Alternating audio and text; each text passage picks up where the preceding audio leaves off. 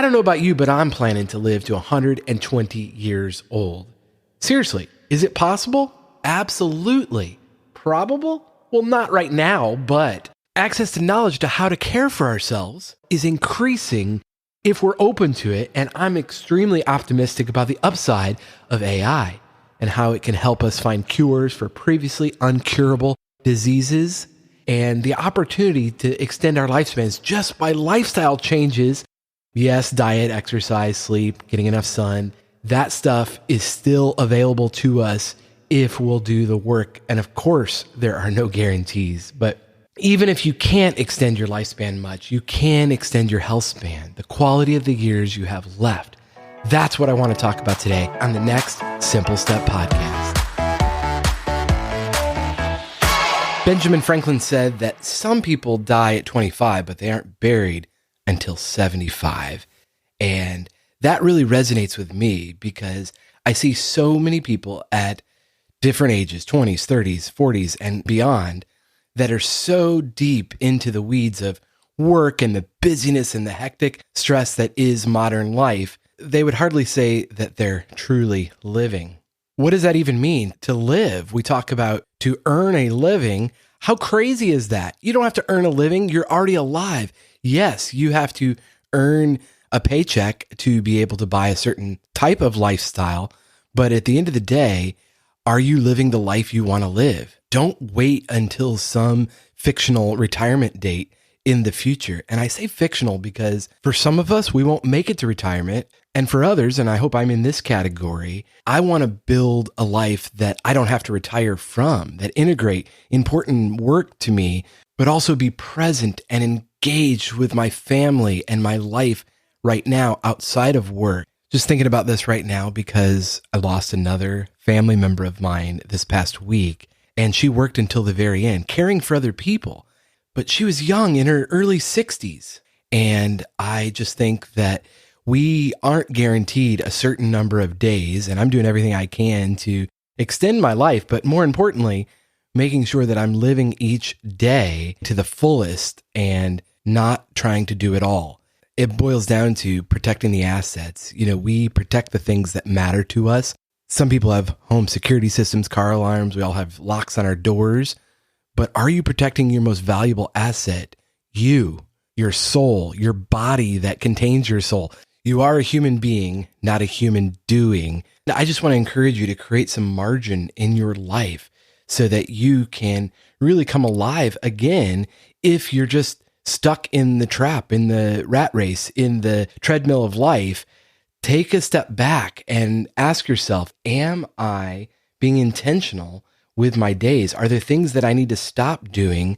And where's a challenge in my life? What's something that I want to do to prove that I can do hard things and really take care of myself, both in the present, but also planning for the long term? And that's why I talk about living to 120. If that's even a chance, I want to actually be able to be functional as I age and continue to enjoy my life. And so for me, it boils down to three things, and you'll have to find the things that work for you, but building a daily discipline of going for a run, enjoying the sun, and having some fun. And to that end, I was playing with AI and came up with a little theme song for the podcast. So it's just about a minute long. I'll play it for you. Let me know what you think. Go for a run, feel the rhythm in your bones.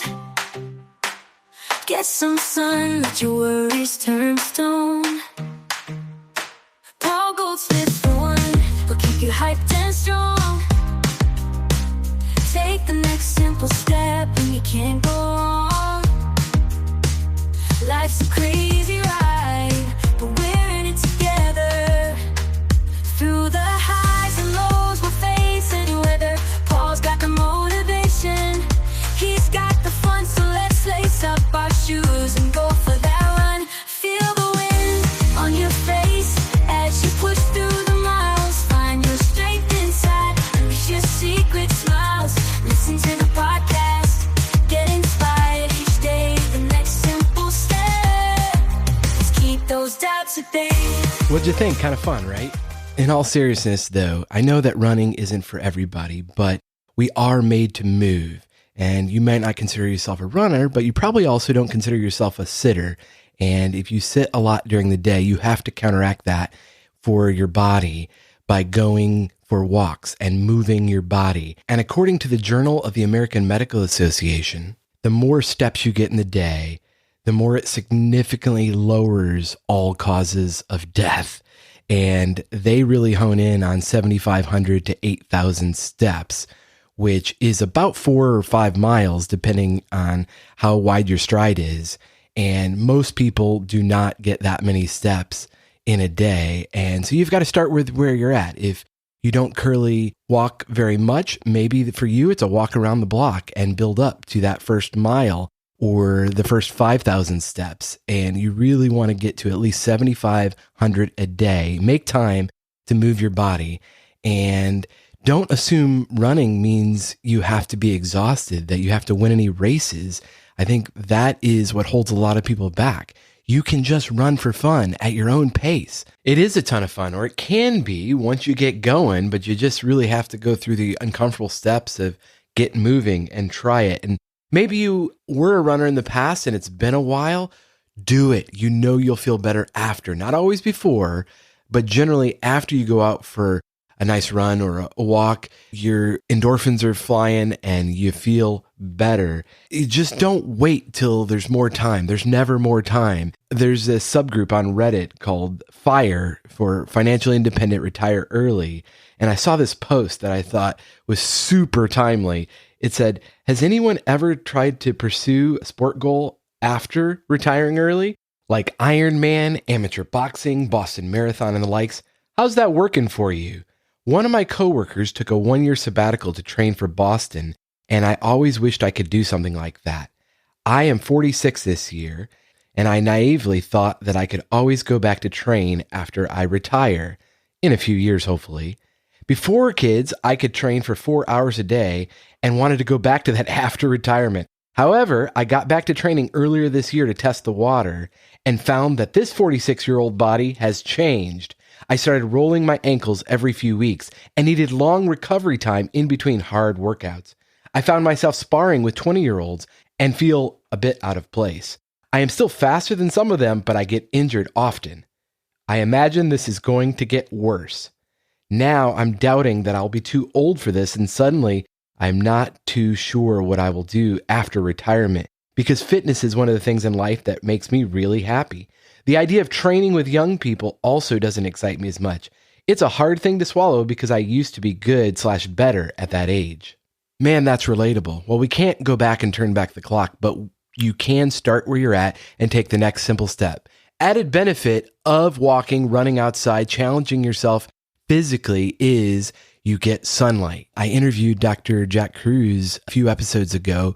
I'll put a link in the show notes. If you didn't hear that, go back and listen. But he has done a deep dive in studying just how essential getting daily sunshine on our body into our eyes is for human health. And so if you're going for a walk, if you're going for a run, you're going to get that sunshine every day. And there's a reason that you feel good at the beach on vacation, because you're getting more sun.